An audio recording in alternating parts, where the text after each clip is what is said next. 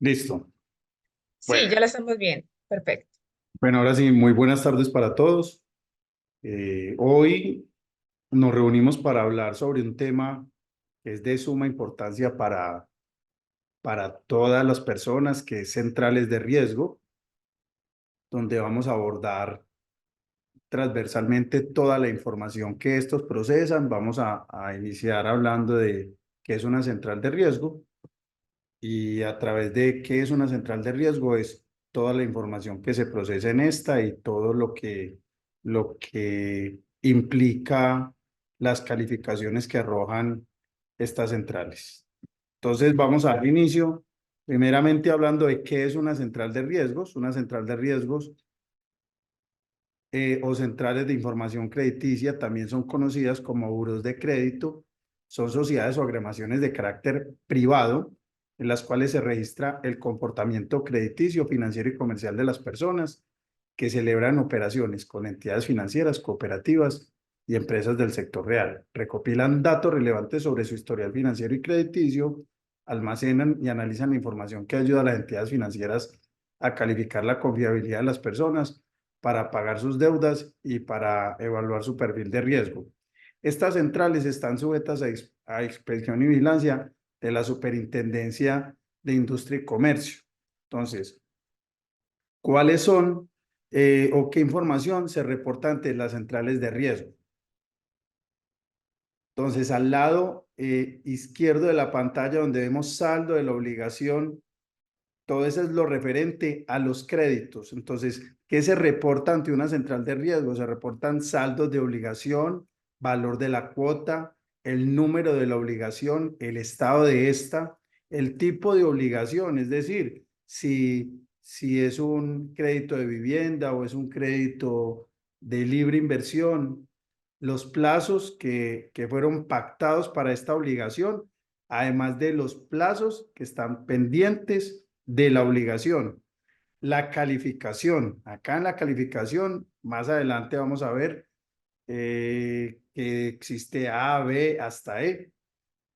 El vector de comportamiento también lo vamos a hablar más adelante y en el otro lado de la pantalla pueden ver toda la información que se reporta de las cuentas de ahorro, las cuentas corriente, el estado de estas, los encargos fiduciarios. También se reportan servicios de telecomunicaciones, servicios públicos, todo lo que tenga una financiación, como compras financiadas en establecimientos de cadena, arrendamientos comerciales como leasing, como renting.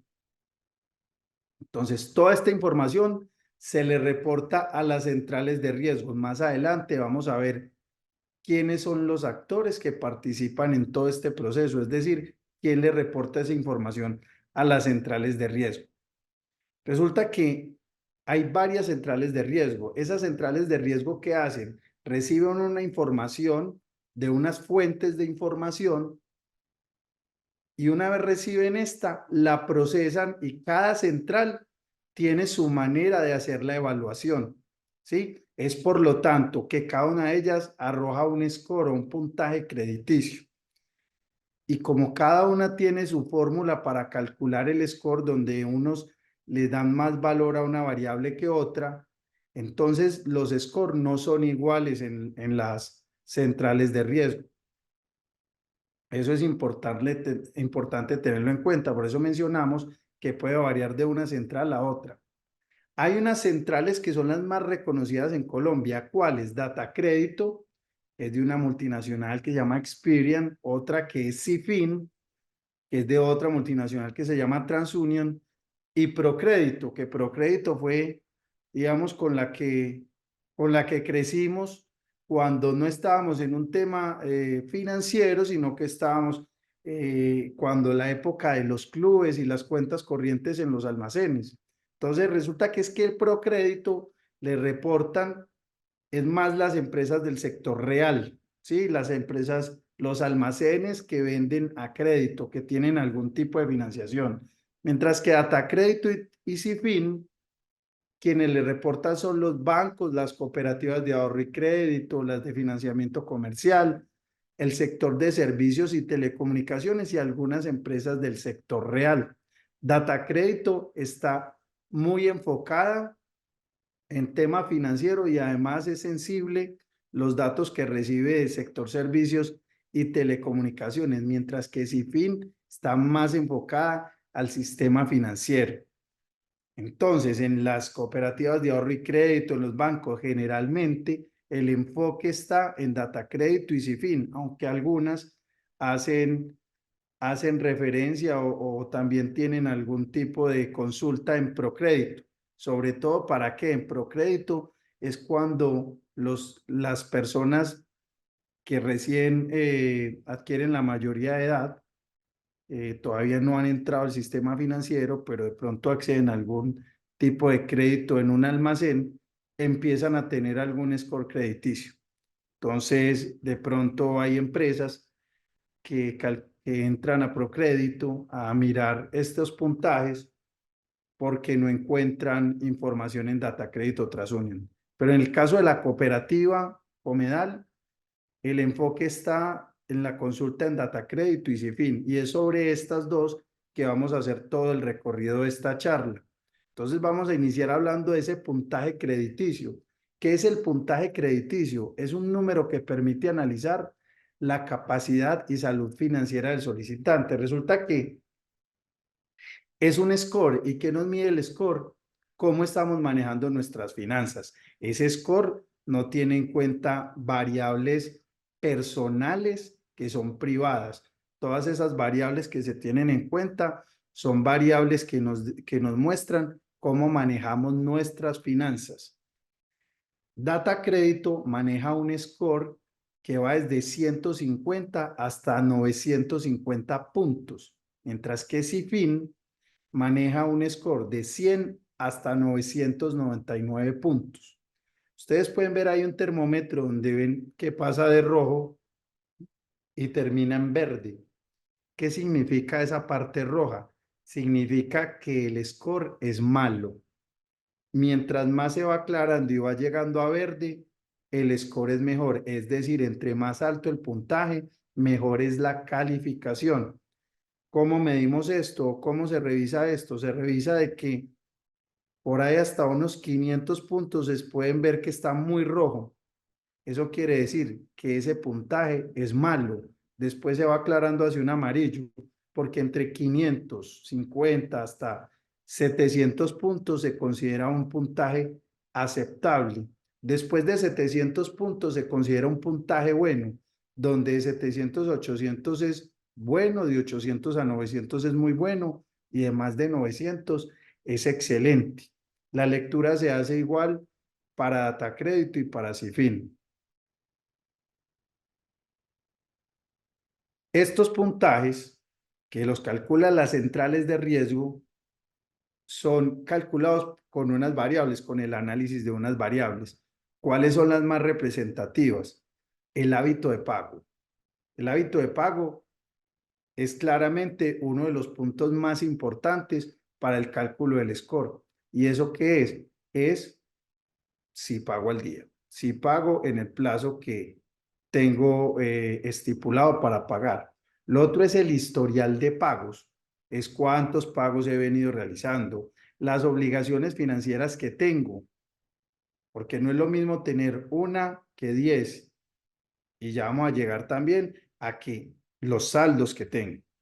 La experiencia crediticia, ahí que es clave siempre pasar por el sistema financiero. Las personas cuando adquieren la mayoría de edad, la primera recomendación, y más adelante también lo vamos a ver, la primera de las recomendaciones es abra una cuenta de ahorros por lo menos.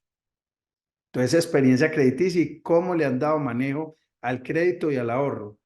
Y también clave en el score. En el score hay algo que se llama las tarjetas de crédito. Entonces, en las tarjetas de crédito se mira mucho cuáles son las utilizaciones que se le han hecho a estas y cuáles son los cupos disponibles en las tarjetas de crédito.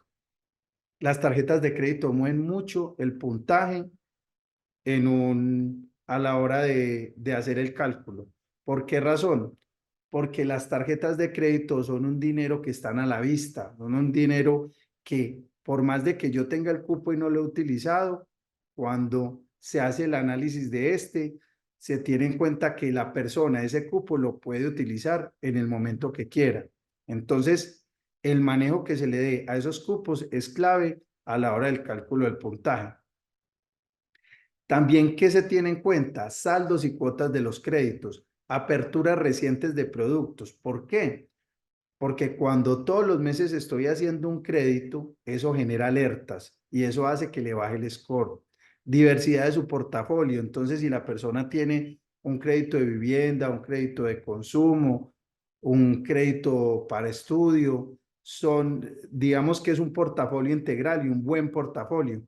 Cuando tengo varios créditos para lo mismo, me puede restar en la calificación del score. Número de productos abiertos y cerrados. ¿Es por qué? Porque abro una cuenta y después la cierro para abrirla en otra parte, o tengo una tarjeta de crédito, pero me cobran cuota de manejo, entonces me voy para otra que no me va a cobrar cuota de manejo, entonces cierro esta. Entonces, ¿eso qué muestra? Muestra inestabilidad. Y así como lo hablamos de los cupos disponibles en las tarjetas de crédito, lo mismo aplica para los rotativos. Resulta que ahora los bancos cada vez van solicitando más información y todas las entidades de crédito van necesitando mucha más información para la toma de decisiones. Entonces, estos buró de crédito o estas centrales de riesgo, ¿qué hicieron? Cambiaron la manera de calcular el score. Anteriormente, la manera tradicional era revisando puntos fijos, es decir, revisando a hoy cómo estaba la situación, mientras que ahora han venido evolucionando para revisar las tendencias. Es por eso que ahora se habla de que se maneja una data más inteligente y que agrega mayor valor, porque ahora se trabaja con una historia crediticia de 36 meses, es decir, de 3 años, y las variables que permiten ver esa tendencia es de 24 meses. Y cuando miremos ahorita ejemplos de reportes de centrales de riesgo, vamos a ver que nos muestran 24 meses. ¿Sí? Entonces, ¿eso qué permite? Permite ser mucho más predictivo a la hora de tomar decisiones, porque nos muestran los comportamientos y las tendencias. Acá podemos ver un ejemplo donde dice Juan, José, Juanita y Julio. Es como se calculaba de manera tradicional el score. ¿Qué teníamos ahí? Teníamos que las 4 personas tienen un mismo cupo de crédito, 10K, con un saldo igual. Por lo tanto, su score de riesgo tradicional era el mismo, 750 puntos. Pero si nos llevamos esos colores que representan el nombre de cada uno de estos usuarios o de estas personas y lo miramos en la gráfica, ¿qué observamos? Vamos a observar lo siguiente, yo les voy a ir mostrando acá con el puntero. Miremos a Juan, que es el gris. Miren esta línea, está creciendo. ¿Qué es esto? Esto es los créditos que están tomando. Entonces, está creciendo aceleradamente el crédito. Eso genera alertas. ¿Y eso qué hace? Le da un score inferior a los demás. ¿Por qué? Porque José, que es el azul, está creciendo su endeudamiento, pero de una manera menos acelerada, es decir, un poco más estable que Juan. Por eso su score es mayor que Juan. Ahora Juanita, que es la amarilla. Juanita tiene un saldo estable. ¿Qué significa eso? Que tiene unos créditos. Esos créditos está pagándolos, pero a su vez está tomando otros. Porque si los pagara y no tomara más, pues ¿qué pasaría? Que empezaría a bajar su saldo de crédito. Pero miren que permanece constante. Al permanecer constante, ¿a dónde nos lleva? Nos lleva a un buen score porque pues, está manejando bien sus finanzas, pero todavía aún mejor el naranja, que es Julio, que está bajando sus obligaciones financieras. Es decir, que está pagando, no se está endeudando más y por eso su score es mayor. Esto es lo que conocemos ahora como están calculando el score las centrales de riesgos. Entonces, ¿qué pasa? Estamos haciendo mucho énfasis en las centrales de riesgo en el score y cualquiera podrá preguntar, bueno, entonces a mí ¿para qué me sirve un score? Entonces, como lo mencionaba ahora, el score de más de 700 es considerado bueno, pero ¿qué es lo que traduce eso? Que a mayor puntaje es mejor el manejo que le estoy dando a mis obligaciones financieras y comerciales. Entonces, ¿eso en qué se traduce? En mejores oportunidades a la hora de acceder a un crédito. A modo de ejemplo, vamos a mostrar acá en Comedal, tenemos unas clasificaciones que conocemos como clasificaciones Elite o Élite, donde tenemos Gold, Plus y Silver. Estas personas que tienen esta calificación, la variable principal para acceder a ser Gold, Plus o Silver es el score, es decir, el puntaje que tenga. A mayor puntaje, mayor será la probabilidad de estar en Gold, Plus o Silver. ¿Y qué significa estar en una categoría élite? Tener acceso a tasas preferenciales, tener mayores cupos con menores garantías. ¿Por qué razón? Porque hay menos riesgo, porque tiene un mejor score, porque tiene un muy buen manejo de sus finanzas. Por lo tanto, la probabilidad de no pago es menor y por eso se requieren menos garantías. Y tiene también acceso a campañas automáticas. ¿Qué son las campañas automáticas que hacemos en Comedal? Venimos haciendo unas campañas que se enfocan en el crédito hacia las personas con mejor comportamiento crediticio, es decir, con mejor score y que no tengan moras en los últimos 12 meses. Cuando se cumplen esas variables, les está llegando un correo donde se les está otorgando un crédito de acuerdo a los cálculos que hacemos en la cooperativa, de acuerdo a su nivel de endeudamiento y su capacidad de pago, les está llegando un crédito que no es preaprobado, sino que es aprobado. ¿Por qué? Porque no es sino que lo acepten y de manera automática les llega el pagaré electrónico, lo firman de manera electrónica y al minuto está desembolsado su crédito en la cuenta de ahorros de Comedal. Esos beneficios, ¿por qué los tiene? Por tener un buen manejo financiero. Entonces son créditos que salen automáticos, que se pueden hacer en el mismo día que reciben ese correo y eso agiliza, digamos, los trámites para todos. Entonces, es clave tener un buen score. Y ahorita más adelante vamos a ver cómo podemos mejorar el score. Pero para entrar a hablar de todo un tema de centrales de riesgos, primero debemos comprender quiénes son los actores en todo este proceso de medición en centrales. Entonces, ¿qué es lo primero que nos encontramos? El titular de la información. ¿Quién es el titular de la información? Es la persona natural o jurídica a quien se refiere la información que reposa en un banco de datos. Y vamos a ir dando ejemplo de este. En este caso, ¿quién es el titular de la información? El asociado.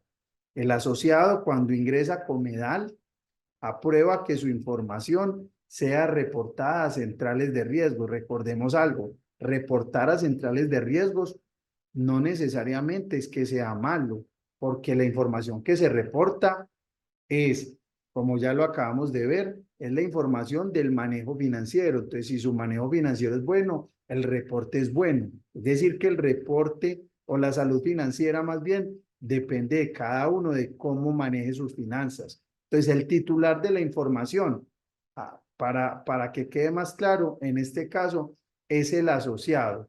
Fuente de información es la persona, entidad u organización que suministra esos datos a un operador de información. Es quien responde por la calidad de los datos suministrados al operador. En este caso, ¿quién sería la fuente de información? Si el asociado ingresa a Comedal, ¿quién está recepcionando esa información? Comedal. Entonces, Comedal en este caso es la fuente de información. Y esa información, Comedal, ¿a quién se la entrega? Al operador de la información. ¿Quién es el operador de la información? Es la entidad que recibe de la fuente de datos o de la fuente de información, recibe datos personales sobre varios titulares de información, los administra y los pone en conocimiento de los usuarios bajo los parámetros de ley. Entonces, en este caso, ¿quién es el operador de la información? Las centrales de riesgo. Y esas centrales de riesgo le entregan esa información ¿a quién? A un usuario. En este caso son los bancos, las entidades crediticias.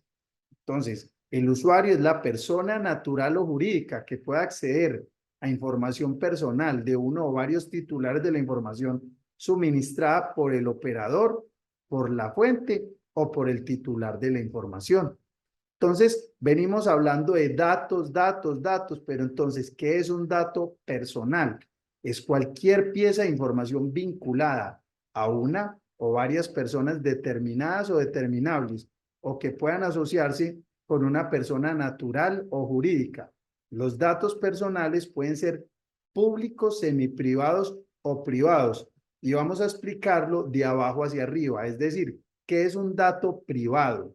El dato privado es el dato que por su naturaleza íntima o reservada solo es relevante para el titular. Ejemplo, ¿cuál es el equipo de fútbol que a usted le gusta? ¿Cuál es el partido político que a usted le gusta? ¿Cuál es digamos, sus preferencias? Esas preferencias de cualquier índole son privadas. Esa información no se comparte a centrales de riesgos. Dato semiprivado es el dato que no tiene una naturaleza íntima, ni reservada ni pública, y cuyo conocimiento o divulgación puede interesar no solo a su titular, sino a cierto sector o grupo de personas o a la sociedad en general.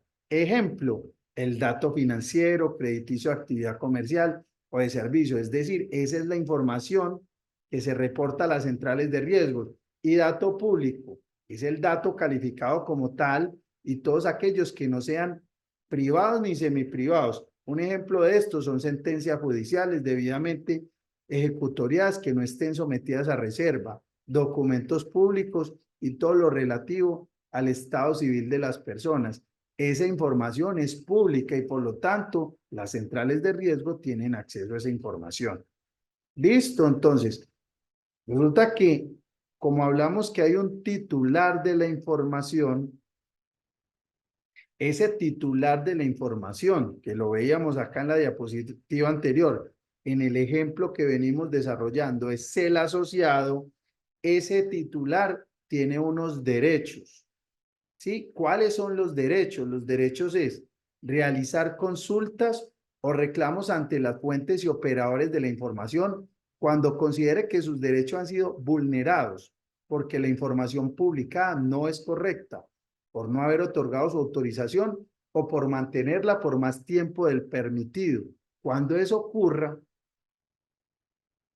si sentimos vulnerado nuestro derecho, entonces, ¿qué es lo que podemos hacer nosotros como titular de la información? O sea, cada una de las personas que me está escuchando, pues lo que puede hacer es lo siguiente, puede requerir ¿a quién?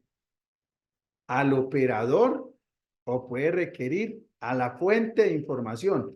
¿A quién se debería requerir primero? A quien usted le entregó el dato, que es la fuente de información. Usted puede enviar simplemente una comunicación escrita donde pueda solicitar que se valgan sus derechos, ¿cierto? Hacer valer sus derechos. Es decir, si usted siente que fue vulnerado, pues puede solicitar a la entidad que le envió al operador de información, o sea, a la fuente de información, le puede pedir que le demuestre lo que viene a continuación y es copia de la autorización en la cual usted otorgó que fuera recolectada esa información personal, ¿sí? O requerir información acerca de los usuarios autorizados para obtener los datos contenidos en las bases de datos de los operadores, o exigir información sobre la utilización que le están dando a sus datos, o también simplemente que la información que están publicando no es correcta.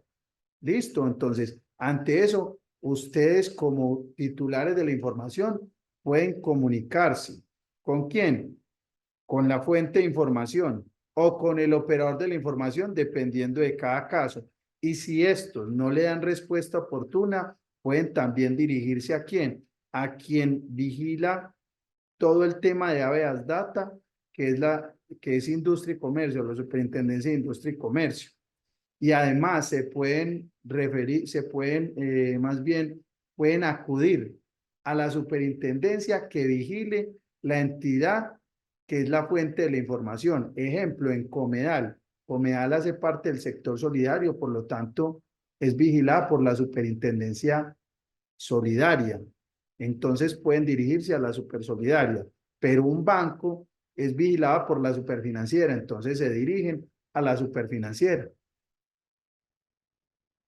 Pero así como hay unos derechos, hay unos deberes. Entonces vamos a empezar es por los deberes de las fuentes de información, es decir, quien entrega a los operadores la información. Entonces tenemos acá los más representativos donde está garantizar que la información que se suministra a los operadores de los bancos de datos o a los usuarios sea veraz, completa, exacta, actualizada y comprobable. Es muy importante también ahí, por más de que es un deber de la fuente de información, también es un deber de la persona que conocemos como titular de la información, de entregar la información veraz, porque recuerden que la fuente de información recibe el titular de la información unos datos y esos datos pues obviamente deben ser corroborados, pero es más ágil cuando la información de entrada es veraz, es completa, es exacta. Entonces, como se recibe una buena información, esa es la misma información que se debe entregar a los operadores. Entonces, la fuente de información debe garantizar esta. También debe reportar de forma periódica y oportuna al operador todas las novedades respecto de los datos que previamente le haya suministrado, rectificar la información cuando sea incorrecta e informar lo pertinente a los operadores mediante mecanismos eficaces. Porque, ¿qué puede ocurrir? Puede ocurrir que haya un error en el reporte de parte de la fuente de información hacia el operador. Si hay un error, es un deber rectificar. Otro deber, cuando el titular realice peticiones o reclamaciones, la fuente deberá informar al operador que determinada información se encuentra en discusión por parte de su titular, con el fin de que el operador incluya en el banco de datos una mención en ese sentido hasta que finalice dicho trámite, es decir, cuando se hayan resuelto los reclamos y peticiones del titular. Y eso aparece una marcación en el reporte de centrales. También solicitar y conservar copia de la respectiva autorización otorgada por el titular, porque ahora, como veíamos en el derecho del titular de la información, si la fuente no tiene cómo demostrar la autorización que le dieron para poder tener esos datos y entregarlos a un operador, pues obviamente está incumpliendo la ley y tendría que retirar esa información de los operadores, porque no estaría autorizado para entregarla. También deber certificar semestralmente al operador que la información suministrada cuenta con la autorización del titular. Además, comunicar al titular de la información, es decir, en este caso de Comedal al asociado, en el caso de cualquier banco, los que llaman ellos a sus clientes, deben comunicar al titular con 20 días de anticipación que se realizará un reporte negativo por no cumplimiento de la obligación ante los operadores de la información. Esta comunicación puede hacerse en los extractos periódicos que las entidades envían a sus clientes. Ahorita vamos a hablar un poco más sobre ese tema de la comunicación que se hace con 20 días de anticipación, que es lo que conocemos como notificaciones. Vamos a seguir con los deberes. Ya hablamos del deber de la fuente de información y ahora vamos a hablar del deber de los operadores. Es decir, en el ejemplo que venimos trayendo desde el inicio de la charla, para este caso, las centrales de riesgo. Ellos deben garantizar y permitir el acceso a la información de titulares o personas debidamente autorizadas por estos, usuarios de la información o autoridades judiciales, previa orden judicial o administrativa, deben solicitar y conservar la certificación de la existencia de autorización emitida por la fuente, conservar con las debidas medidas de seguridad los registros almacenados para impedir su deterioro, pérdida, alteración, uso no autorizado o fraudulento, realizar periódica y oportunamente la actualización y rectificación de los datos que administra, tramitar las peticiones, consultas y reclamos formulados por los titulares de información. Cuando se trate de peticiones, reclamaciones, deberá dar traslado de las mismas a la fuente. ¿Sí? ¿Por qué es importante? Porque si el titular de la información de una vez se van del operador, ¿el operador qué hace? Devuelve esa petición a quien le entregó la información a él, que es la fuente de información. Por eso el debido proceso es primero ir a la fuente de información y después ir al operador cuando sea necesario. Y después del operador, si ninguno de los dos le resolvió, ir ante la superintendencia. Entonces, cuando se trate de peticiones y reclamaciones, deberá dar traslado de las mismas a la fuente, quien a su vez tendrá que ratificar o actualizar la información para que se otorgue una respuesta completa y congruente al reclamante dentro de los 15 días hábiles que otorga la ley. Dar respuesta dentro de los 10 días siguientes a la solicitud de consulta de información por parte del titular. Esos son los deberes de los operadores. Y resulta que los operadores le entregan esa información a quién, a los usuarios de la información. Entonces, estos también tienen deberes. ¿Y cuál es? Guardar reservas sobre la información que les sea suministrada por los operadores de los bancos de datos, por las fuentes o los titulares de la información. Utilizar la información únicamente para los fines para los que les fue entregada, indicar a los titulares sobre el empleo que le está dando a esta cuando así lo soliciten. Conservar con la debida seguridad la información recibida para impedir su deterioro, pérdida, alteración y uso no autorizado o fraudulento. Es decir, que una entidad de crédito, llámese banco, cooperativa financiera o de ahorro y crédito o cualquier otra, cuando accede a esta información, esa información no la puede hacer pública. Esa información es solo ¿para qué?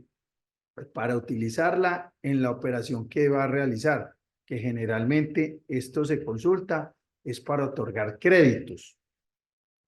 Entonces, una vez que se entiende quiénes son los actores que participan en el proceso, entonces vamos a explicar cómo es el proceso de recolección y tratamiento de esta información, donde lo vamos a explicar en 5 pasos. El primer paso es que el titular de la información autoriza expresamente que recolecte la información personal con unos fines específicos. ¿Sí? Que ese, en el ejemplo, es el asociado. Entonces, ¿a quién le autorizó eso? A Comedal, que es la fuente de información. Entonces, la información es recolectada por la fuente de información en una base de datos.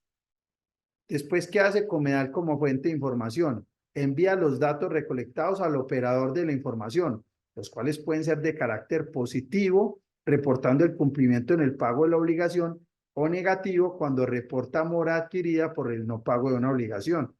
Esa información, ¿a quién se la entregó? Al operador. Entonces, ¿qué hace el operador? Recibe los datos y se encarga de ordenarlos, administrarlos y ponerlos a disposición de los usuarios. Resulta que ese operador no solo recibe información de un banco o una entidad de crédito, sino que también recibe información de registraduría, recibe información de distintas fuentes, y ellos lo que hacen es juntar todo eso a un mismo cédula, o si es empresa, a un mismo NID, y por eso es que pueden calcular un score, ¿cierto? Entonces, esa información que ellos ya procesaron con unas metodologías muy propias de cada una de las centrales, pues es la que ellos que le entregan al usuario la información.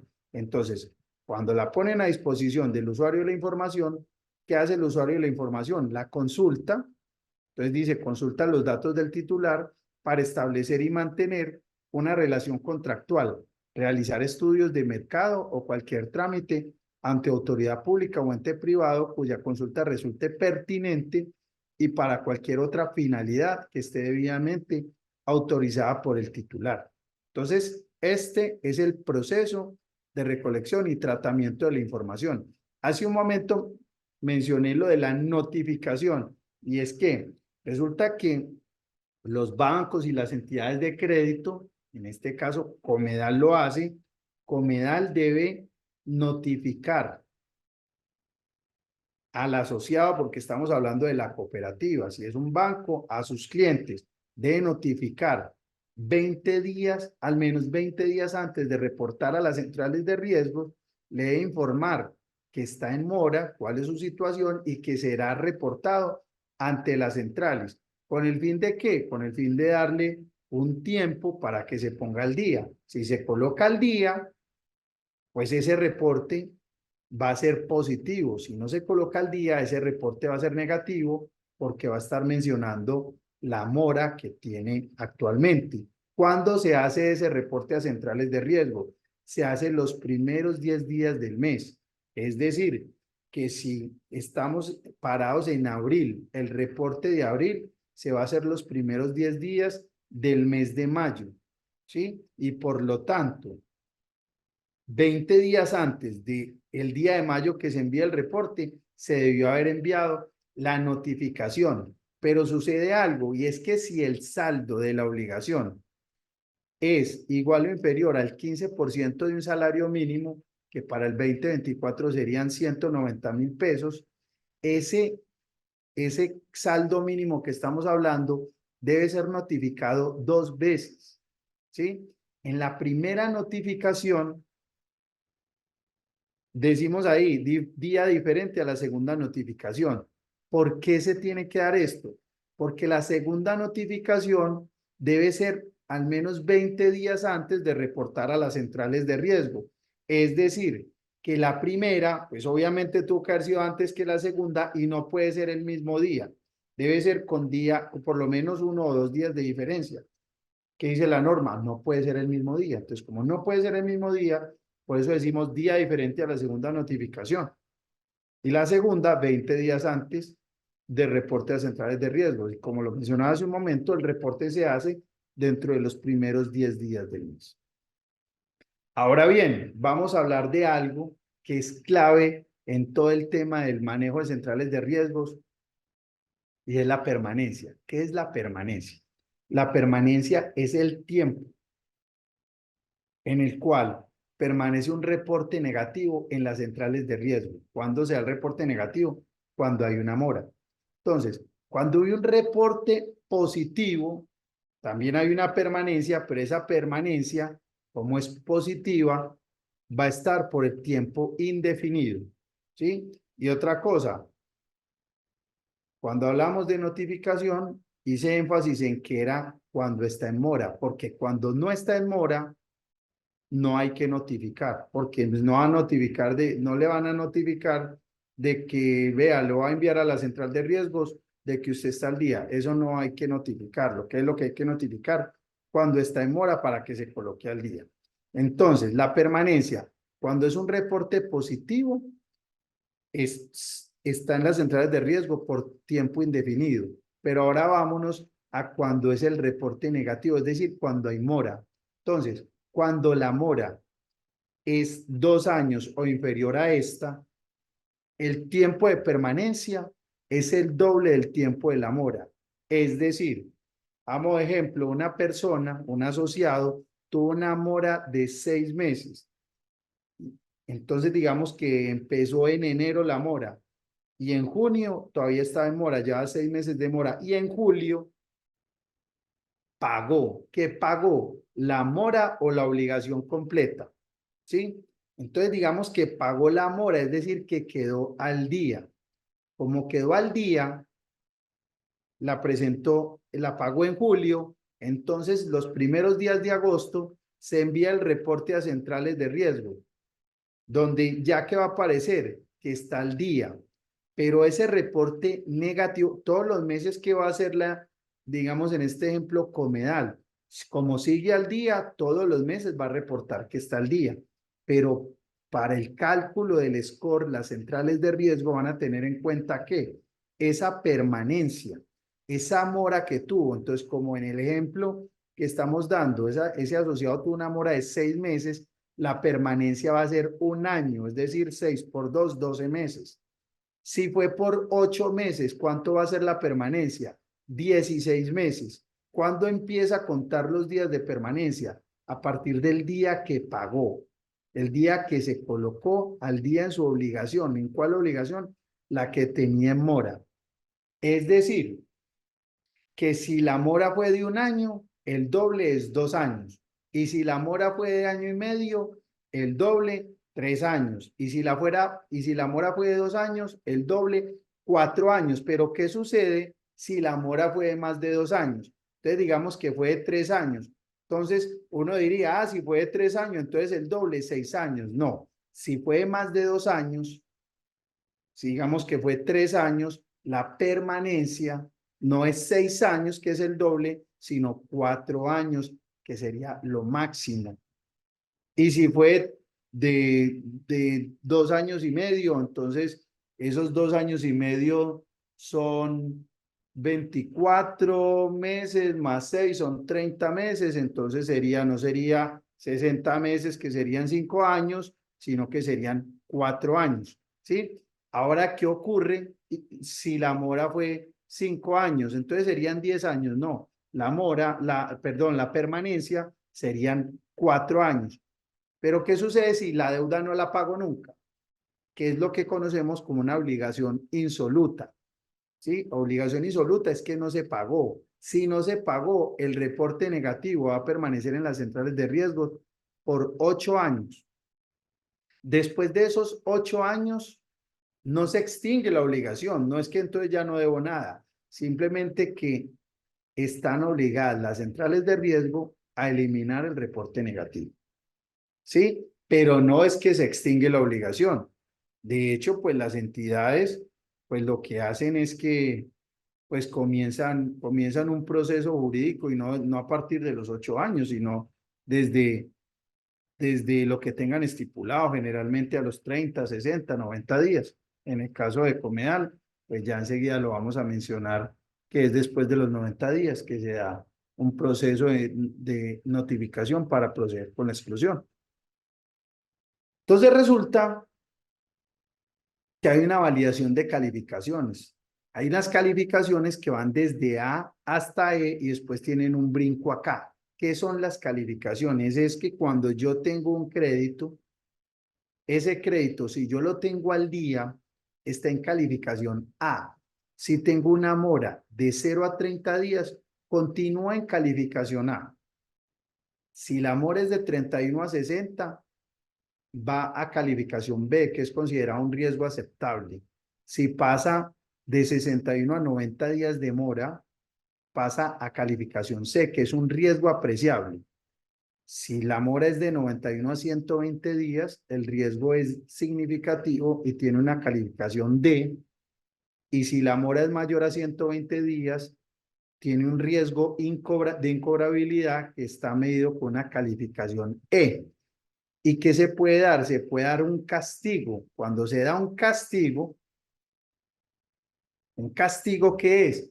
Es porque tiene unas particularidades que la persona no ha realizado abonos a esa deuda, no hay un acuerdo, no hay garantías reales sobre esa deuda, no se ha podido contactar al deudor ni al codeudor. Entonces las entidades de crédito, ¿qué hacen? Están obligadas a castigar esa cartera o esa obligación. ¿Qué es castigar? Es reconocer en sus estados financieros ese no pago de esa deuda. ¿Qué ocurre? ¿Qué ocurre? Y ahí es importante aclarar esto. Ocurre que hay personas que saben que como le castigaron la cartera, les dicen vaya negocio, que como eso ya está castigado, usted puede llegar a un acuerdo para que le condonen por lo menos parte de los intereses o hasta parte del capital en algunas instituciones financieras, ¿cierto? Entonces la persona lo ve como un buen acuerdo, como un negocio, porque pague menos, porque esperé a que me lo castigaran para poder llegar a ese acuerdo, pero no caen en cuenta de algo, y es que las centrales le marcan, ¿por qué? Porque la fuente de la información envió ese castigo, queda marcado con una K, y esa K es de castigo, y eso además de que le baja el score, eso es una señal ¿para quién? Para la persona que es el usuario de la información, que es el que consulta esa información financiera de ese titular, y ahí mismo dice lo siguiente: ese castigo es una alerta, porque si no pago allá, puede ser que tampoco pague acá, ¿cierto? Entonces, algo que debemos evitar al máximo es llegar acá. K es una mancha muy grande en nuestra hoja de vida crediticia, ¿sí? En el caso de Comedal, ¿qué pasa en el riesgo C?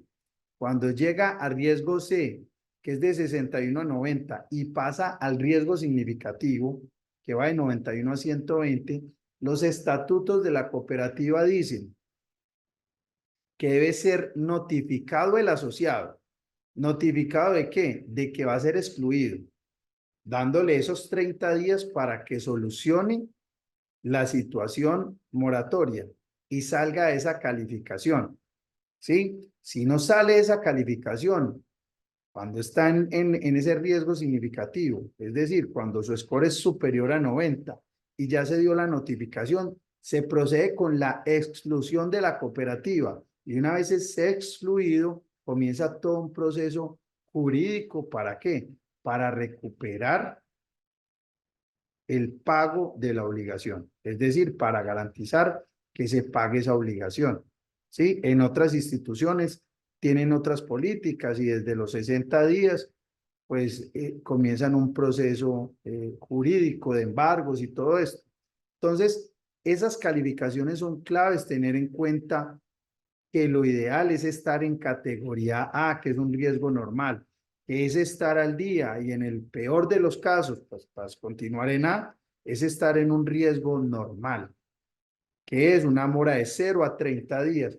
Cuando está en una mora de 0 a 30 días, pues no va a poder acceder a una categoría elite, ¿sí? Pero va por lo menos a estar en un punto A, en una calificación A. Entonces acá viene otra invitación y es cuando tengan dificultades para estar en esa calificación A, levanten la mano, busquen un punto de encuentro con la cooperativa, que desde crédito y cartera tenemos la forma de otorgar sobre todos los periodos de gracia o las refinanciaciones.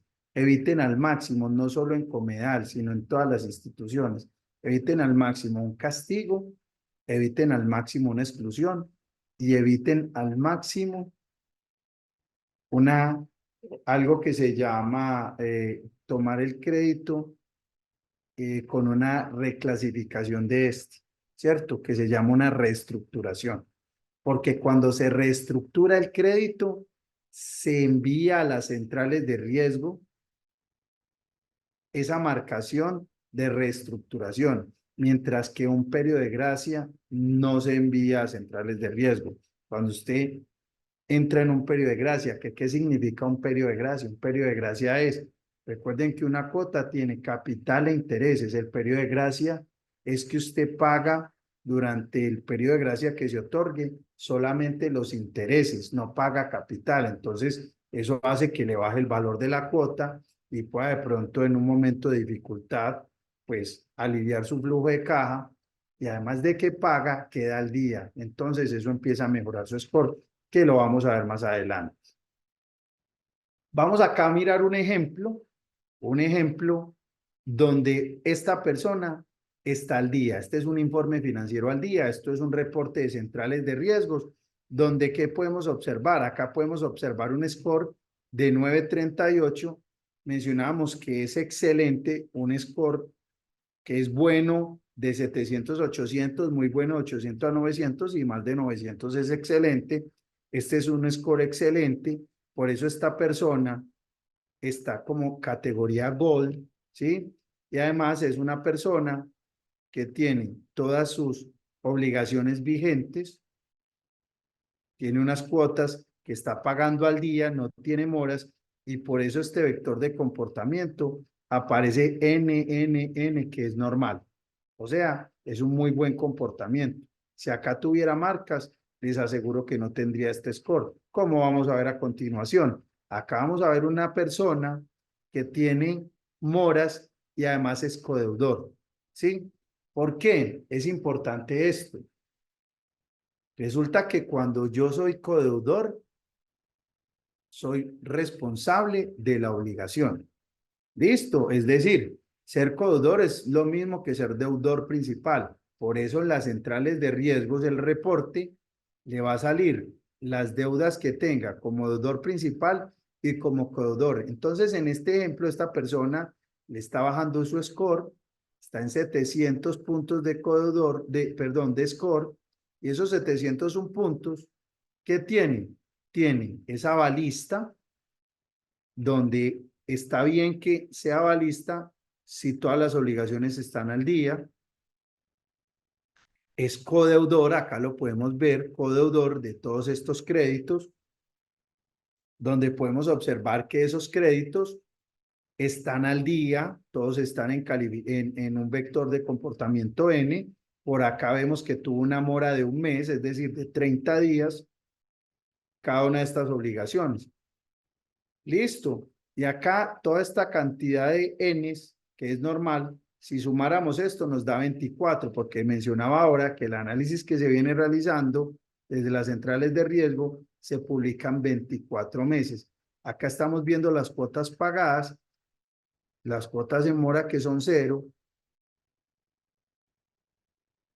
y vemos que tiene un muy buen comportamiento. Resulta que en la manera que se calculaba el score tradicional, las centrales estaban entregando algo que se llamaba probabilidad de mora, probabilidad de incumplimiento. Esta probabilidad de mora pues va, porcentajes es de 1 a 100, igual que el incumplimiento, y salía cuál era la probabilidad de que ese asociado, para el caso de Comeal, incurriera en algún tipo de mora, en una mora, y esta probabilidad de incumplimiento era cuál era el porcentaje de probabilidad de que el asociado o en una entidad crediticia que no sea una cooperativa del cliente no pague la obligación.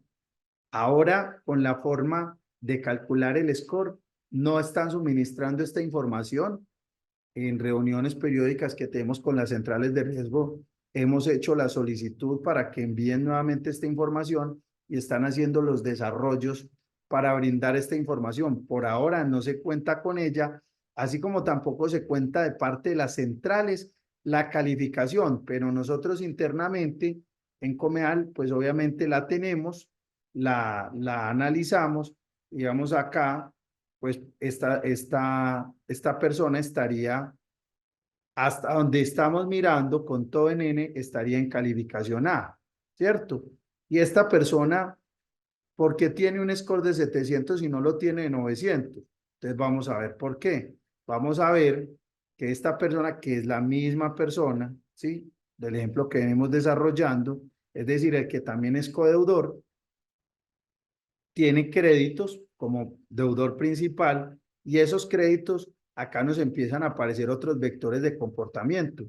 Acá empezamos a ver una X, que esa X, ¿qué significa? Esa X significa que el reporte que hizo la entidad a la cual le debe el dinero, es decir, la fuente de información, ese reporte presentó alguna inconsistencia. Entonces, ¿qué hace la central de riesgos? La central de riesgos no la puede colocar en N, que es la anterior, porque realmente no está seguro de que está en N, ¿cierto? Y no lo puede colocar en 1 o en 2 o en algún número de mora, porque tampoco sabe que está en mora, porque hay una inconsistencia. Entonces, por eso lo marca en X. ¿Qué quiere decir? Que le llega un reporte, pero es inconsistente. Ahora bien, acá podemos observar el número 2 en esta obligación, ¿cierto? En esta obligación, ¿qué significa el número 2? Que tiene 2 meses de mora, es decir, 60 días. Es decir, que esta persona ya no estaría en calificación A, sino en calificación B. Por eso dije, sigamos analizándolo para saber en qué calificación estaría. Acá estaría en calificación B. ¿Por qué? Porque tiene 60 días de mora. Ahora bien, mire que eso es obligación por obligación. Encontramos otro vector y es la R. ¿Qué significa la R? Esa R significa que no le está llegando reporte de esa obligación a la central de información. Entonces, como no hay reporte, lo marcan como R. Entonces, esta persona vemos que tiene como deudor principal créditos por 2.000 millones de pesos, cuotas de 68.895.000 pesos y presenta una mora de 9.676.000. Entonces, mire que es información que le permitió a uno tomar decisiones. Ahora bien, miremos otra persona con un claro deterioro, ya que observamos, vemos que el score es 489. Entonces, recuerdan que en el primer ejemplo, el score era superior a 900, en el segundo estaba en 700. ¿Por qué? Porque por más de que tiene una mora, es una mora manejable. Pero acá, ya sí, ¿qué podemos observar? podemos observar que es un deudor principal donde tiene castigo de una cartera. Esta cartera fue castigada, ¿sí? Que esté castigada no quiere decir que fue pagada y no quiere decir que fue retirada. Entonces, esta cartera que está castigada, además no la ha pagado. Entonces, estaba en N y después aparece 14. ¿Por qué 14? Que son 14 meses, porque después de 14 ya no aparece más número. Es decir, si debe 100 meses, no le va a salir 100 meses, sale hasta 14.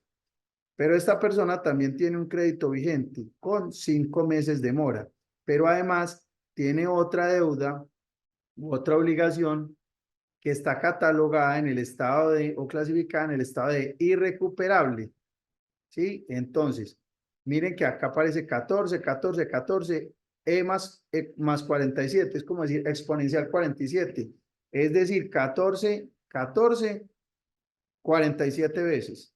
Es decir, que esta persona, pues si se acercara a una entidad de crédito a que le preste, es muy poco probable que le vaya a prestar. ¿Por qué? No solo por el score, es por este comportamiento.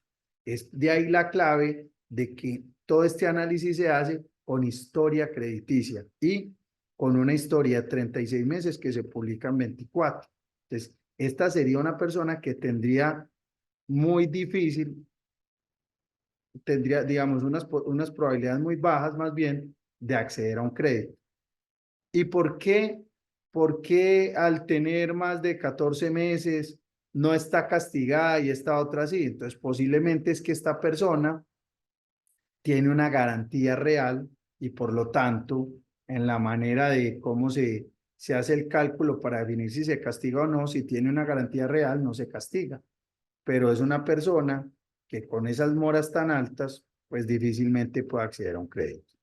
Ahora bien, pasemos a cómo mejorar el puntaje crediticio, porque a lo largo de toda la charla hemos venido informando la importancia de tener un buen puntaje. Entonces, lo primero es pagar a tiempo sus obligaciones. Eso es clave. Pero resulta que he tenido dificultades para pagar a tiempo las obligaciones. Entonces dice la segunda, tener al día sus obligaciones financieras y en las que aparezca como codeudor. Y ahí viene lo mismo. Acérquense a la entidad, sea Comedal o sea otra entidad, a la cual ustedes tengan una mora, ¿sí? Y traten de llegar a un acuerdo. En Comedal les podemos brindar la ayuda para que salgan de esa fugia. ¿Cómo? A través de un alivio financiero que se llama un periodo de gracia. Cuando, como lo mencionaba hace un momento, cuando entran a un periodo de gracia, pagan solo los intereses. Entonces, al pagar los intereses, alivian su flujo de caja. Eso no se soluciona no pagando. Obviamente hay que pagar, pero no es lo mismo pagar una cuota de capital más intereses que pagar solo los intereses. Entonces, pagan esos intereses, quedan al día, se reporta a centrales que están al día, y eso no es que se puso al día y al otro día le mejora su score, no. ¿Por qué? Porque esto es de tendencia, pero tienen que iniciar. Si no inician, si no cambian la tendencia, el score siempre va a ir bajando. Consultar su historial crediticio. Uno de los bonus que traemos en esta presentación es que vamos a mostrar cómo se puede mirar el historial crediticio en las centrales de riesgo de manera gratuita. ¿Por qué? Porque ustedes, o sea, todos nosotros tenemos, que somos los titulares de la información, tenemos derecho a consultar de manera gratuita, a acceder a nuestro historial crediticio. Entonces, las centrales de riesgo habilitaron en su página web la manera de que podamos consultar una vez por mes nuestro historial. Ya ahorita vamos a ver cómo lo podemos consultar. ¿De qué nos sirve este? Este nos sirve para lo siguiente, porque ahí ese es el punto de entrada. Yo entro, miro, veo cómo está mi historial crediticio y veo que tengo una mora reportada, alguna obligación. Entonces, ¿qué debo hacer? Ahí mismo debo acudir a esa institución que me reportó. Si yo no soy consciente de que realmente estoy en mora, Si soy consciente de que estoy en mora, pues también debo acudir a esa institución. ¿Para qué? Para tratar de llegar a un acuerdo que me permita ponerme al día para poder frenar esa baja que se va a dar en mi score y que empiece a subir. Cuando nos demos cuenta, cuando miremos nuestro historial crediticio y nos demos cuenta de que hay algo anómalo, pues debemos reportar inmediatamente. ¿Para qué? Para que no me siga afectando mi historial crediticio. Otra clave, bancarizar todas las transacciones. Mientras más recursos usted maneje por el sistema financiero, mejor va a ser su score. ¿Sí? ¿Por qué? Pero más que recursos en sobregiro, el recurso es que usted muestre que mueve dinero y que tiene capacidad para adquirir nuevas obligaciones. Adquirir tempranamente un portafolio crediticio con cupo moderado, lo mencionaba ahora, cuando tienen la mayoría de edad de una vez, es iniciar en el sistema financiero, por lo menos con una cuenta de ahorros, sí, por lo menos con una tarjeta de crédito, con un cupo moderado, un cupo que realmente podamos pagar. ¿Para qué? Por lo menos para empezar a mostrar, ¿sí?, cierta tendencia en el sistema financiero. Otra, programar las cuotas. Eh, Otra, adquirir tempranamente un portafolio crediticio con cupo moderado, lo que acaba de mencionar, programar las cuotas de la tarjeta de crédito al menor tiempo posible y mantener libre el máximo de cupo que pueda. La tarjeta de crédito es muy sensible en el cálculo del score, es decir, eso afecta el score. No estoy diciendo que no se pueden tener tarjetas de crédito, es simplemente que cuando tenemos tarjetas de crédito con cupos muy grandes, por ahí guardadas en un cajón, eso les está restando capacidad de endeudamiento y eso les disminuye el score. Lo ideal es tener una tarjeta de crédito con un buen cupo, ¿sí?, con un cupo grande, y otra segunda tarjeta de crédito con un cupo moderado, que generalmente esa es la que cargue uno para ir al restaurante, para hacer alguna compra puntual, ¿sí? En ese caso, quiero hacer mención que en Comedal estamos potenciando mucho el tema de la tarjeta de crédito, en el cual tiene muchas ventajas. Una de esas ventajas es que no tiene cuota de manejo. No tiene cuota de manejo, tiene ventajas como que acumula millas y otras ventajas en las cuales su comercial, ustedes lo pueden contactar y que les brinde toda esa asesoría, donde es clave manejar esa tarjeta de crédito bien, darle un buen manejo, le va a ayudar a mejorar su score. Si tienen muchas tarjetas de crédito, es mejor que las que vayan cancelando tarjetas de crédito que ustedes no van a utilizar, que por más de que al cancelarlas le pueda afectar de pronto su historial crediticio, pues por lo menos les afecta porque cerraron, digamos, una cuenta que tenían abierta, pero como es un crédito, pues no les afecta tanto y antes es más lo que les beneficia. Listo, y que si tienen una compra de esta, si hacen compras con estas, traten de que no sea a muchas cuotas. ¿Qué es muchas cuotas? Más de 5 o 6 cuotas. Es solo si lo pueden hacer. Si obviamente necesitan financiarse con ellas, pues es una manera de financiarse. Pero si no, traten de que las compras sean a 1, 2, 3 o hasta 4 cuotas. ¿Para qué? Para que mantengan liberado el cupo. Evite el monto mínimo en las tarjetas de crédito. ¿Qué quiere decir eso? Quiere decir que si usted le llega un extracto o un estado de cuenta en el cual está diciendo que pague un monto mínimo, la cuota mínima o el valor mínimo. Si usted tiene forma de pagar más, pague más. ¿Para qué? Para que libere los cupos. No necesariamente lo mismo que hay que hacer con los demás créditos, o sea, con las líneas de crédito de vivienda, libre inversión. Eso no necesariamente es lo que se recomienda, pero en las tarjetas de crédito sí. ¿Por qué? Porque esas tarjetas de crédito, como son cupos que están disponibles, entonces afecta mucho el score. También ocurre lo mismo con el cupo rotativo. Entonces, no quiere decir que no es bueno tener una tarjeta de crédito, no quiere decir que no es bueno tener un cupo rotativo. Lo que quiero decir es que tengamos el cupo que realmente necesitamos. ¿Por qué? Porque yo para qué voy a tener una tarjeta de crédito con un cupo de 100 millones de pesos, cuando me gano, no sé, 4 millones de pesos, y yo no, si voy a ir a comprar un carro, no lo voy a ir a comprar con una tarjeta de crédito. Entonces, ¿para qué necesitar un cupo de 100 millones? Eso no es necesario, ¿sí? Para una persona que tenga un ingreso de 4 millones, un cupo de 16, 20 millones de pesos es suficiente.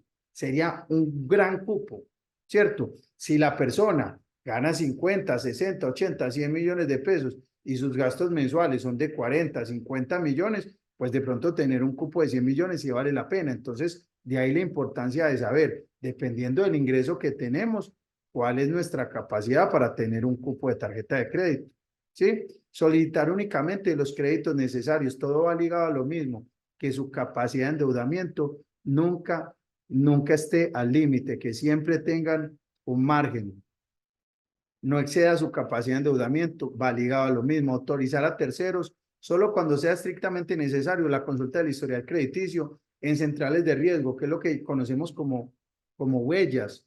¿Por qué? Porque es que cuando mucha gente está yendo a visitar, o más bien más que visitar es a revisar mi historial crediticio, eso genera alertas.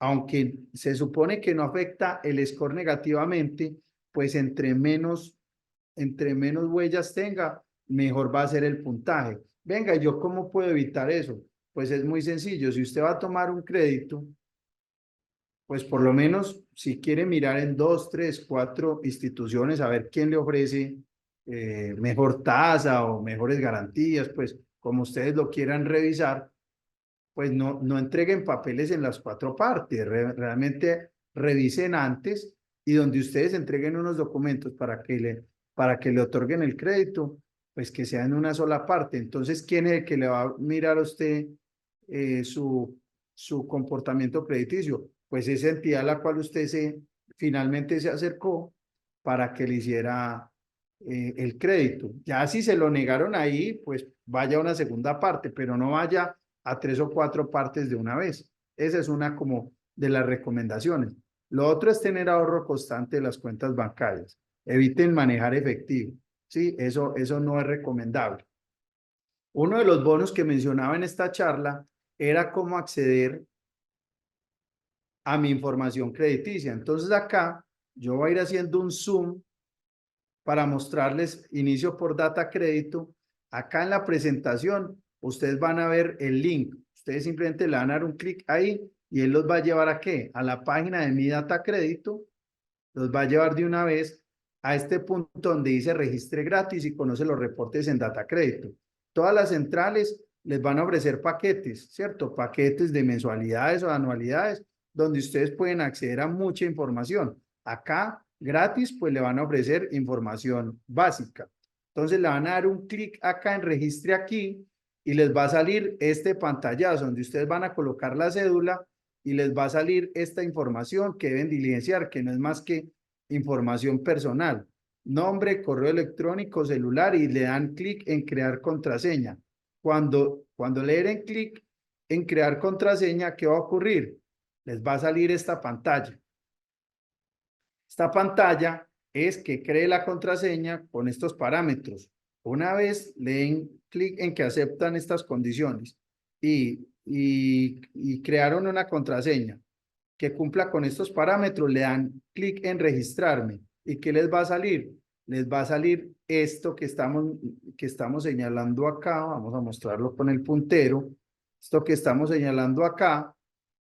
Van a ingresar la contraseña y cuando ingresen la contraseña, pues ¿qué les va a pasar? Que los va a llevar a la historia crediticia. Entonces, esta historia de crédito, ¿qué les muestra? Digamos, en esta consulta que se trae acá de ejemplo, esta persona tiene 9 cuentas abiertas, 19 cerradas, 0 reclamaciones y 0 alertas. Entonces vamos a hacer un zoom en las cuentas abiertas. ¿Qué es lo que ustedes pueden observar? Ojo, es la información de ustedes, ¿sí? Como titulares de la información. Es decir, ustedes no tienen acceso a la información de otra persona. Ah, pero los bancos sí, es que los bancos están autorizados para eso. Nosotros como personas naturales no estamos autorizados sino para acceder a nuestra propia información. Listo, entonces, estas 9 cuentas abiertas que salen la entidad, entonces inicia por cuentas de ahorro, entonces esta persona tiene unas cuentas de ahorro, no salen los saldos, no salen los saldos, sale el número del producto y sale la fecha del último reporte. Entonces estamos en abril, entonces ¿cuál es el último reporte? En marzo. Esto en cuanto a ahorros, después vienen las tarjetas de crédito y después si tiene leasing o cualquier otro tipo de contrato de financiación y también, como lo mencionaba ahora, tema de telecomunicación. Entonces, digamos, esta persona tiene DirecTV, entonces le llega que tiene ese producto. Y pueden ver acá un verde que es positivo porque trabaja como un semáforo. Entonces, si fuera negativo, le aparecería rojo. Y ahí, pues ahí mismo sería una alerta. Y acá no aplica, es porque es cuenta de ahorros. Entonces, ahí que, pues, no van a reportar negativamente, simplemente no aplica. ¿Cierto? ¿Qué más tenemos acá? Tenemos de esta persona en su historial de crédito. Digamos que le dimos ya un clic acá en cuentas cerradas y esas cuentas cerradas, pues sale las cuentas que en algún momento tuve y que ahora cerró. Y sale también de las cuentas de ahorro, de tarjetas de crédito, de algún tipo de obligación. También, como todo está en verde, pues, ¿qué es lo que me dice uno ahí? Pues, esta persona debe tener un buen score. ¿Por qué? Porque no tiene nada rojo. Listo. Ahora pasemos a cómo se hace la consulta en Cifin. Acabamos de ver la de Data Crédito. Igual que el de Data Crédito, este de Cifin, les dejo el link donde ustedes simplemente le van a dar un clic y los va a llevar a la página web donde les va a salir esto, donde ellos también le están ofreciendo un paquete de suscripción, pero ustedes no tienen que tomar un paquete de suscripción, sino que pueden tomar este crédito, este acceso a reporte de crédito gratuito. Entonces le van a dar un clic acá en suscribirme y cuando le den un clic ahí, pues les va a salir esta pantalla donde les aparece ¿qué? Les aparece la información que deben diligenciar, que si pueden ver acá, es información personal, pues no es más que cédula, correo electrónico, ¿sí? Le dan un clic en acepto y continúo y después les va a salir esto, donde es un código que les va a llegar al correo electrónico o al celular, donde ustedes hayan definido que les llegue ese código, le van a dar clic en continuar y después de eso, pues les va a salir este pantallazo donde simplemente van a decir si el dispositivo del cual están creando la contraseña es seguro, le dan sí o no, le dan clic en continuar y acá ya le quedó creada su cuenta. Entonces, al quedarle creada su cuenta, simplemente acceden a la cuenta y les sale que les muestra Cifin, les muestra un historial crediticio de sector financiero, asegurador y solidario, sector real, información de las cuentas de ahorro y corriente y el perfil del crédito que ha sido consultado en los últimos 6 meses. Entonces, miren que es tal cual lo que hemos visto en esta charla.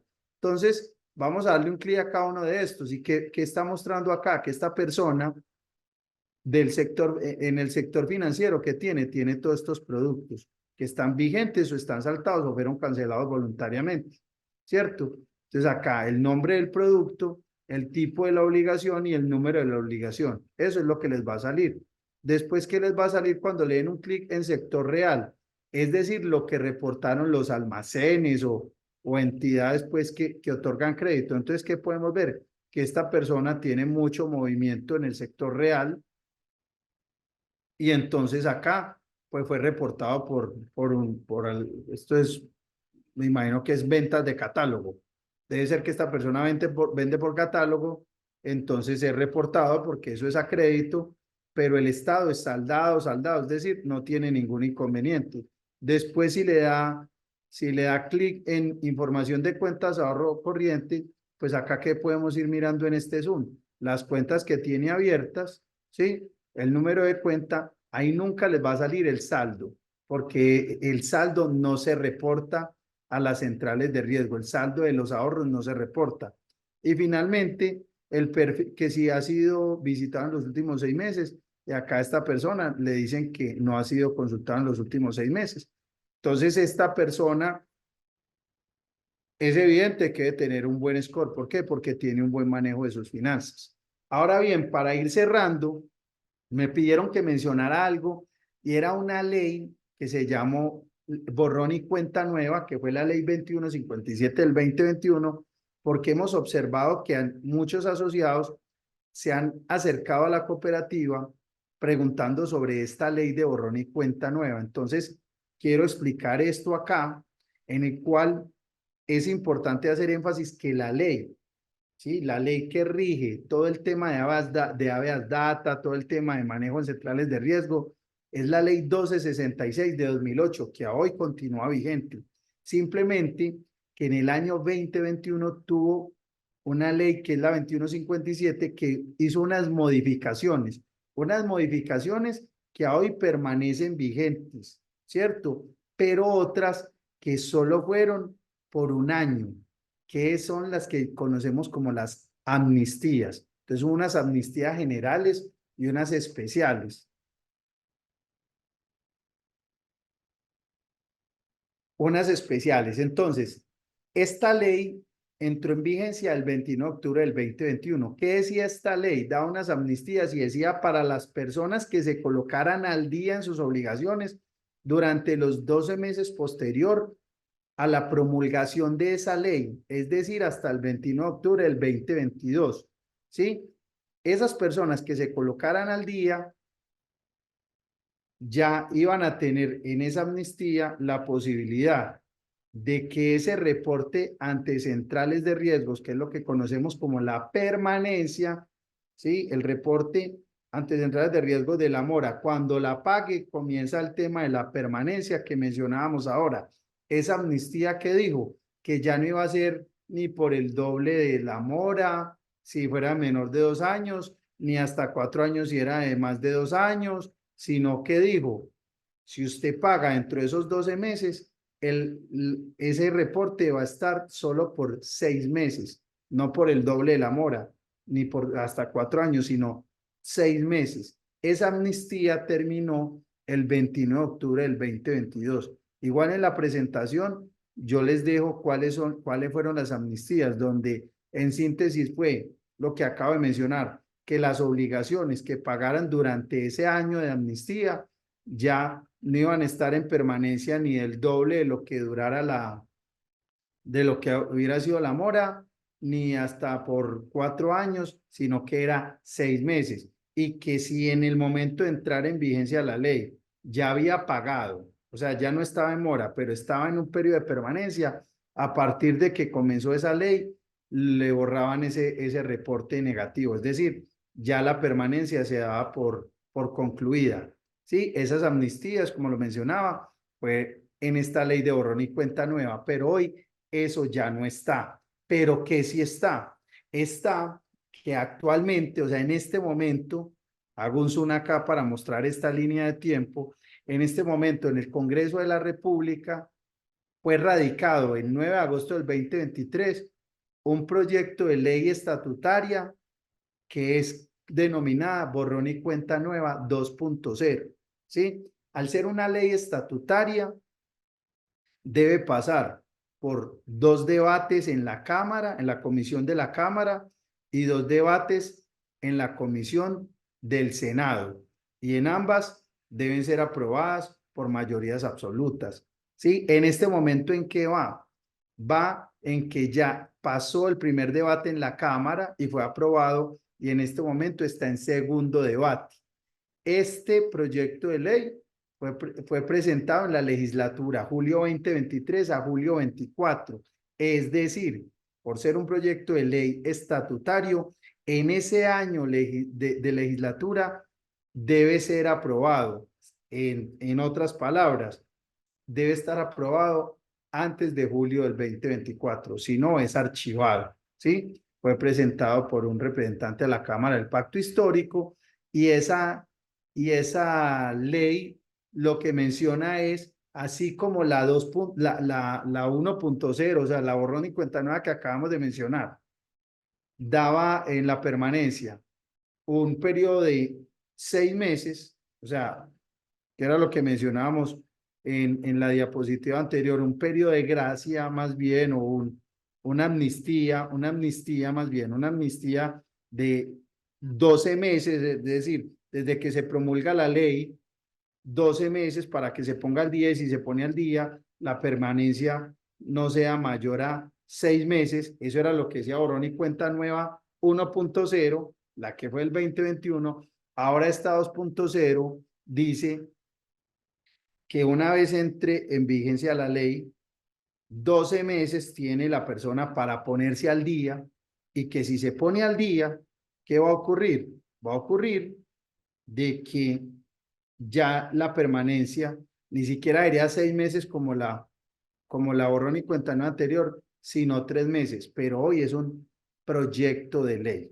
¿Listo? Entonces, eso hoy no está definido, eso no está aprobado, pero sin embargo lo quise mencionar acá porque es lo más nuevo que tenemos. Algo que es importante tener en cuenta, ¿sí? Y finalmente, quería mencionar, que ahora lo mencioné transversalmente, cuando hablábamos del codeudor y el deudor principal, es importante que ustedes tengan claro algo, y es que el codeudor es igual que el deudor principal. Y hay una diferencia muy grande entre codeudor y fiador. Eso no se me puede escapar en esta charla y quiero ser claro para que para ustedes sea esa información muy valiosa. Y es, cuando hablamos de ser fiador, es ser garante. ¿Qué es ser garante? Ser garante es que si el deudor no paga, vienen y le cobran al fiador. Pero ser codeudor es muy diferente. Ser codeudor es lo mismo que ser deudor principal. Simplemente que generalmente las entidades, ¿qué es lo que hacemos? Le cobramos al deudor principal, que es el que le hicimos el desembolso del crédito, pero le podemos cobrar al deudor principal o le podemos cobrar al codeudor. Entonces, cuando generalmente primero le cobramos al deudor principal y le informamos al codeudor. ¿Por qué? Porque tienen las mismas obligaciones frente a un crédito. Y no es solo en Comedal, es en cualquier institución, porque la figura de codeudor no es de Comedal, es una figura que está en la ley. Entonces, ¿qué ocurre? Cuando usted es codeudor, debe responder por el crédito que se le desembolsó a otra persona, que es la que ustedes conocerían como el deudor principal. Por eso es importante que cuando ustedes se concentren en mejorar su score y cuando se concentren en sus obligaciones, sean conscientes de que también se tienen que concentrar en las obligaciones de las cuales ustedes son codeudores. ¿Por qué? Porque deben responder de la misma manera por esa obligación. Listo, ya con esto terminamos esta charla y quiero dar paso de pronto si hay algún tipo de pregunta que con mucho gusto podamos resolver en este espacio. Alexander, por acá nos dicen, en el caso de Comedal, ¿para qué usan la clasificación? ¿Cómo conozco mi clasificación? Me imagino que están hablando de la clasificación Elite, ¿sí? De Esa Gold clasificación, sí, la de y... Gold, Silver y Plus. Esa Sí, clasificación nosotros ¿cómo la utilizamos? La utilizamos precisamente, como mencionaba ahora, para, para otorgar créditos de manera más ágiles, para que les lleguen campañas automáticas, para que esas personas tengan acceso a más créditos con menos garantías. ¿Por qué razón? ¿Por qué razón? Porque son personas que representan menor riesgo, ¿sí?, de no pago para la cooperativa. No quiere decir que los que no están en Gold, Plus y Silver, pues, digamos, en el orden Gold, Silver Plus, no quiere decir que porque no hagan parte de ese grupo élite no tengan acceso a crédito. Todo asociado, siempre y cuando tenga un score superior a 700, tiene acceso a crédito, siempre y cuando que su capacidad de endeudamiento lo permita, porque si no tiene capacidad de endeudamiento, no va a tener acceso ni en Comedal ni en otra entidad. ¿Qué es importante mencionar ahí también? Que no solo medimos el score, también hay temas muy importantes como el manejo de los recursos a través de la cooperativa, que es lo que conocemos como reciprocidad. Es decir, y es la invitación, si ustedes manejan sus recursos nómina, si están vinculados a través de un contrato laboral o le pagan su prestación de servicios a través de la cooperativa, ¿sí? O es decir, que en vez de consignarle la plata de su remuneración, en un banco diferente, pues el banco que se les ocurra, si se lo manejan en la cuenta de Comedal o lo consiguen en la cuenta de Comedal, nosotros a la hora de evaluar un crédito, nosotros tenemos en cuenta eso que conocemos como reciprocidad. También, ¿por qué? Porque con eso le podemos ofrecer mejores tasas. ¿Por qué razón? Porque si Comedal capta más recursos de cuentas de ahorro, eso le baja ¿qué? Le baja su tasa de captación, por lo tanto, puede bajar su tasa de colocación. Y ahí es una invitación, que por más de que esto es una charla de centrales de riesgo, es muy importante mencionarlo para que empiecen a manejar recursos a través de la cooperativa, con el fin de que, podamos tener una masa que nos permita, una masa de recursos que nos permita poder bajar las tasas para todos los asociados. O sea, es un tema, la cooperativa es de ustedes. Entonces, si guardan dinero ahí, es mucho más fácil bajar las tasas, porque si no guardan dinero en la cooperativa, entonces, ¿qué es lo que hace Comedal? Captar el dinero solamente a través de CDATs, que es más cara la tasa, y a través de ir a la banca a tomar créditos para colocarlo, es decir, para prestarles a ustedes. Entonces, eso hace que las tasas sean más altas. Pero para dar una respuesta puntual a la pregunta, esas calificaciones las hacemos es por tener una segmentación para brindar campañas automáticas, pero insisto, no quiere decir que si no están en esa categoría no van a tener acceso a crédito. Lo otro no es solo por el score, es también por el tiempo que lleven en la cooperativa. Sí, pero el score es muy importante porque nosotros consultamos el score de data crédito y el score de CIFIN y además lo promediamos.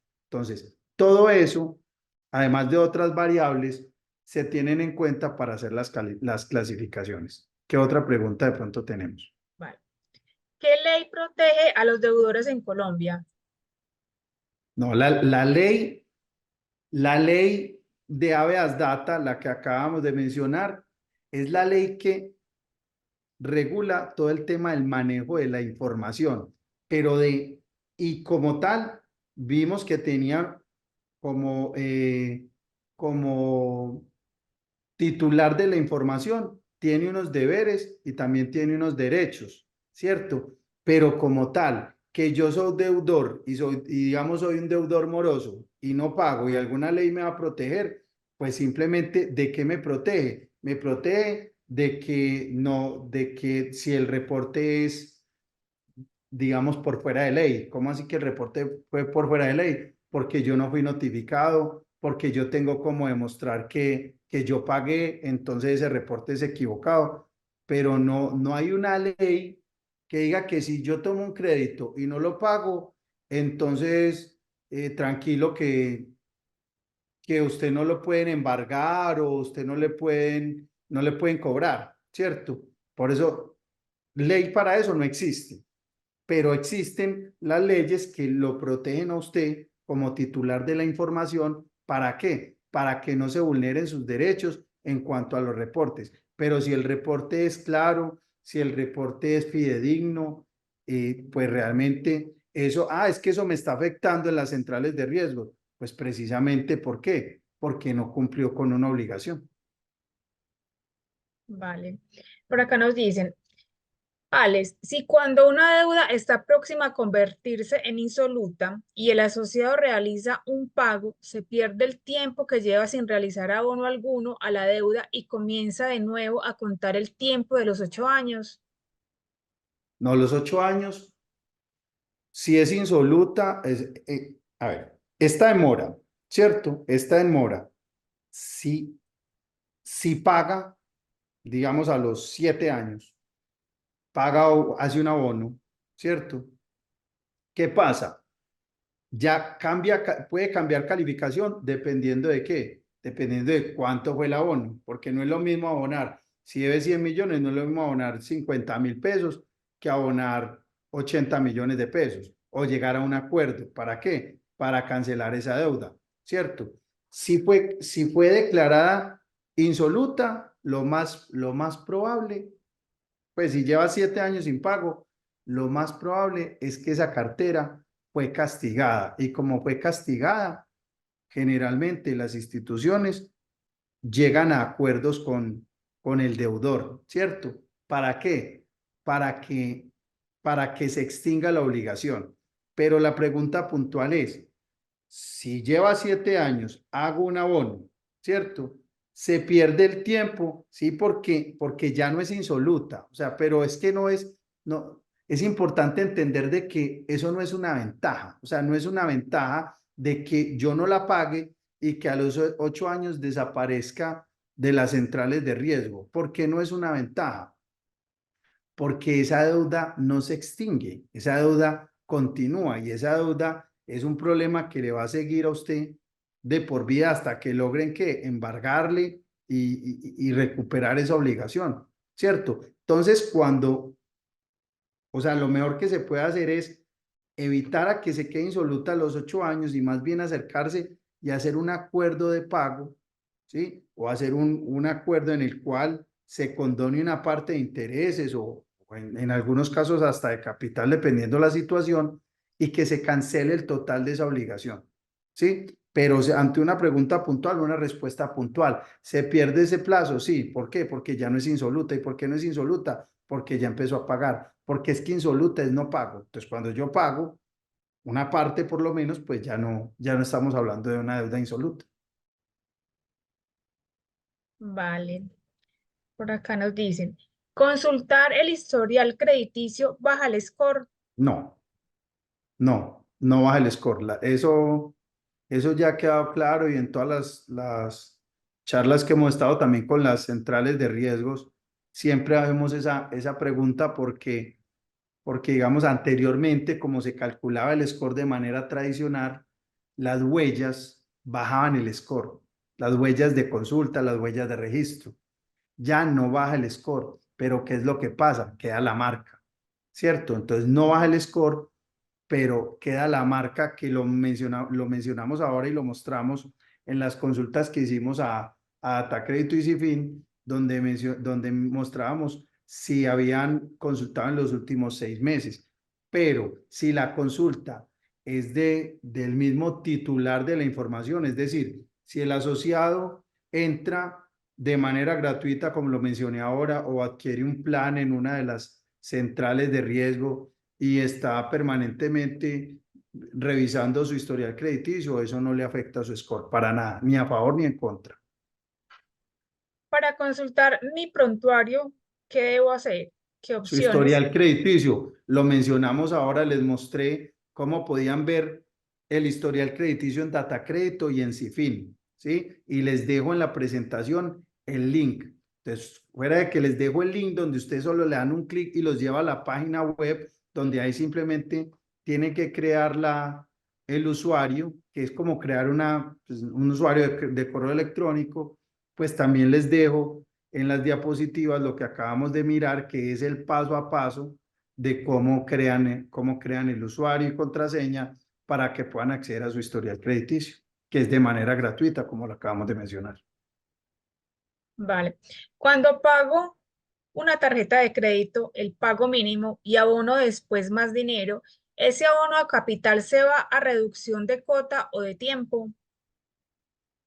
A ver, cuando hacemos un pago adicional, lo primero es pagar la cuota, ¿cierto? Entonces ahí decimos estoy al día. Cuando yo estoy al día y hago un pago adicional, ese pago adicional yo debo elegir, o sea, el que paga, ¿cierto? Yo debo elegir.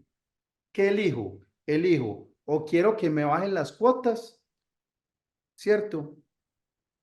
Entonces, que eran a una cantidad de cuotas y ahora quiero que sean menos cuotas o que me baje el valor de la cuota, es decir, que me baje el plazo, que es la cantidad de cuotas, o que me baje el valor de la cuota. Generalmente, cuando lo hago en una tarjeta de crédito, lo que hace es que el abono a capital le baja el valor de la cuota, ¿cierto? Pero esa consulta se la debe hacer es a quien, digamos, en el caso de Comeal, le baja el valor de la cuota, pero depende de la entidad crediticia. Después de insoluta la deuda y que no aparezca en centrales, ¿me podrían embargar mis activos en algún momento? Sí, claro que sí. Como lo dije, lo dije hace un momento, es que pase ese tiempo y que ya no esté en centrales de riesgos no quiere decir que la deuda expira. La deuda no expira porque no aparezca en centrales de riesgo. La deuda continúa, de hecho, cada vez va a ser más grande. ¿Por qué? Porque va a tener intereses de mora, va a tener honorarios de abogados en el caso de que esté en un proceso jurídico. Entonces, por eso yo quiero hacer énfasis de que no es, o sea, no es una buena opción decir, ah, no, qué dato me tiraron, entonces mejor esperemos 8 años y eso me lo borran. No, pues sería el mundo ideal para un deudor de que a los 8 años su deuda expirara, pero es que la deuda no expira. No expira porque no esté en centrales de riesgos. Ya, otra cosa es que tenga una deuda y no inicie en un proceso de cobro. Ahí sí puede expirar esa deuda, pero no está relacionado con el tema de los 8 años de las centrales de riesgo. Por lo tanto, obviamente, pues lo pueden embargar, sí, por supuesto. ¿Hasta qué? Hasta el valor del monto de la obligación, que es la sumatoria de capital más intereses corrientes, más intereses de mora, más los honorarios jurídicos. Vale, Ale, no tenemos más preguntas por la noche de hoy. Desde el Comité de Educación les agradecemos la asistencia al encuentro virtual de hoy. Esperamos que la charla haya sido del interés y del agrado de todos. Alexander, también muchísimas gracias por acompañarnos esta noche y por brindarnos tan valiosa información para todos. Muchísimas gracias. Feliz noche. Que Bueno, descanse. muchas gracias. Feliz noche. Hasta luego. Chao. Gracias. Hasta luego.